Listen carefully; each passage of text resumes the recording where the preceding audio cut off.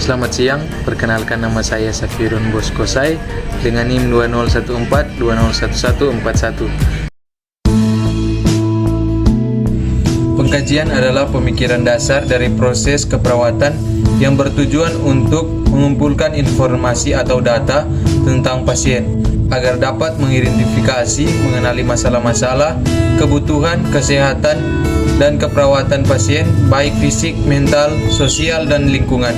Pengkajian yang sistematis.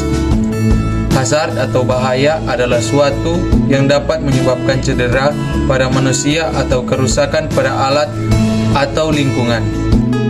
Risk atau resiko didefinisikan sebagai peluang terpaparnya seseorang atau alat pada suatu hazard atau bahaya.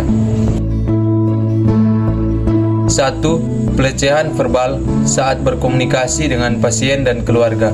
2. Kekerasan fisik pada perawat ketika melakukan pengkajian. 3. Pasien dan keluarga acuh tak acuh dengan pertanyaan yang diajukan perawat. 4. Resiko tertular penyakit dengan kontak fisik maupun udara saat pemeriksaan fisik. Perawat menjadi terlalu empati dengan keadaan pasien dan keluarganya. Upaya yang perlu dilakukan untuk mencegah terjadinya kekerasan fisik dan verbal pada perawat saat melakukan pengkajian. 1. Perawat harus melaporkan setiap adanya tindakan kekerasan dalam bentuk apapun kepada pihak rumah sakit. Memberikan pengertian kepada pasien agar memperlakukan sesama manusia dengan dasar martabat dan rasa hormat. Dalam melakukan teknik pengumpulan data pada pengkajian adalah wawancara. Saat melakukan wawancara, perawat harus mampu menempatkan diri sebagai tempat curhat pasien sebaik mungkin. 4. Memberikan pelatihan dan pendidikan kepada perawat tentang cara menghindari tindakan kekerasan verbal dan fisik. 5. Ketika pasien terlihat sedang dalam keadaan tidak terkontrol dan susah untuk didekati, perawat dapat melakukan pengkajian kepada keluarga pasien terlebih dahulu. 6. Saat mengkaji, perawat tidak boleh menyampaikan kata-kata yang menyinggung pasien dan keluarganya.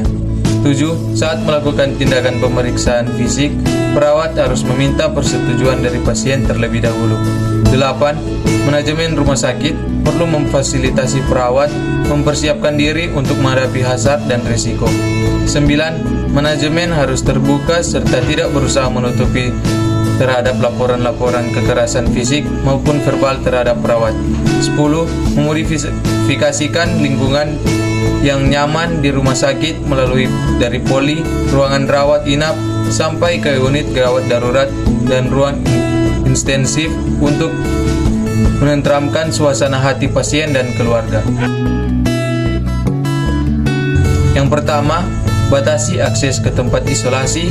Yang kedua, menggunakan APD dengan benar. Yang ketiga, SOP memasang APD. Jangan ada sedikit pun bagian tubuh yang tidak tertutup APD. Yang keempat, petugas tidak boleh menyentuh wajah sendiri. Yang kelima, membatasi sentuhan langsung ke pasien.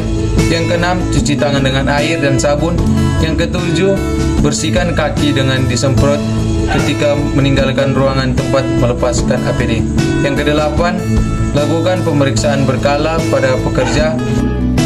Yang kesembilan, hindari memegang benda yang mungkin terkontaminasi.